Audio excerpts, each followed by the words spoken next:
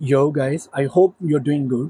আজকে আমি চলে আসছি আরেকটা ভিডিও নিয়ে। এই ভিডিওতে আমি দেখাবো যে একটা আহ, ইংরেজি ম্যাগাজিন যেটা আমি বাংলায় ট্রান্সলেট করে দেখাবো।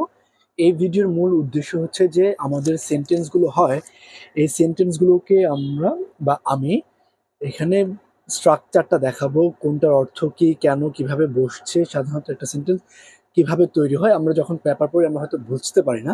তো আমি ওইটার ব্রেক ডাউন করার চেষ্টা করব। তাহলে আমাদের আজকের এটার টপিকটা কি? টপিকটা হচ্ছে যে is yoga the secret two এনহেন্সিং memory memory and learning. অর্থাৎ ইজ যোগা কি মেমোরি এবং লার্নিং যে শেখার ওই পদ্ধতিটা বা প্রসেসটাকে কোনোভাবে হেল্প করে, তো ওইটাই আমরা দেখি। তো এই শুরু করা যাক।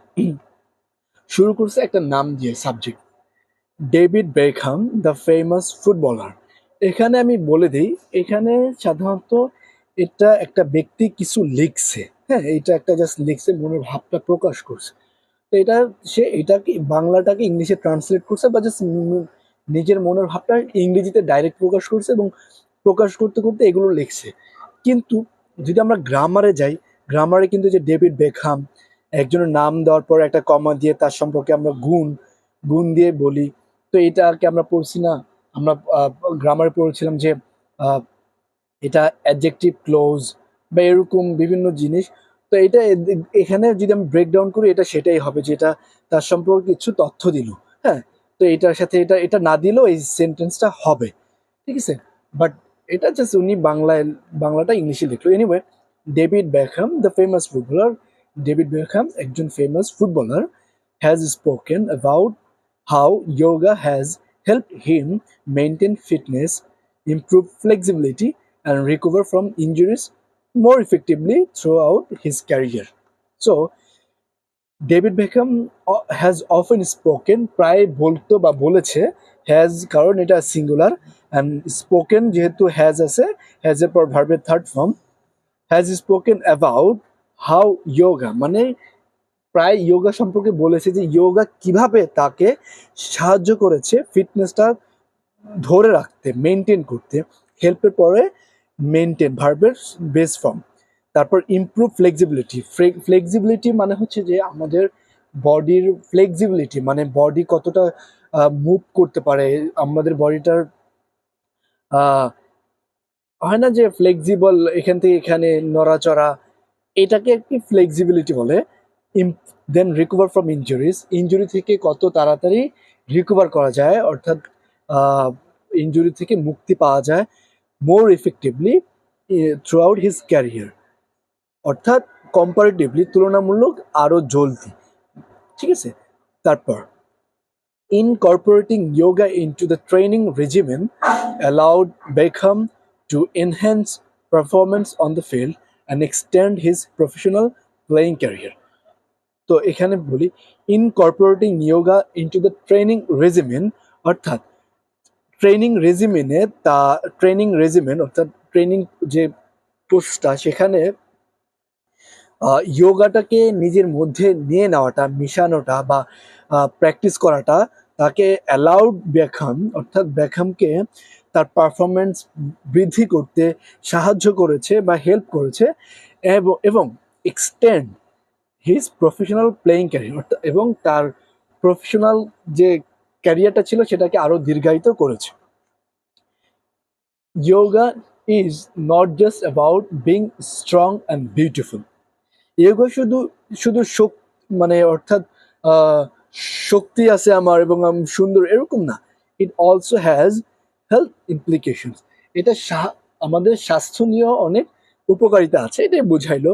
তারপর emerging research suggest that yoga May serve as a preventive measure against dementia and cognitive degeneration. অর্থাৎ এমার্জিং রিসার্চ অর্থাৎ এখনকার যে রিসার্চগুলো উঠে আসতেছে সেটা বলে যে যোগা হচ্ছে প্রিভেন্টিভ মেজার অ্যাগেন্স্ট ডিমেনশিয়ার ক্ষেত্রে, অর্থাৎ প্রিভেন্টিভ হচ্ছে যে বাঁচায় বা কোনো কিছু থেকে রক্ষা করে, ডিমেনশিয়া হচ্ছে আমাদের স্মৃতিশক্তি নিয়ে, স্মৃতির যে দুর্বলতা আমরা ভুলে যাই সেটা। আর কগনিটিভ কগনিটিভ হচ্ছে জ্ঞান ভিত্তিক। ডিজেনারেশন হচ্ছে যেটার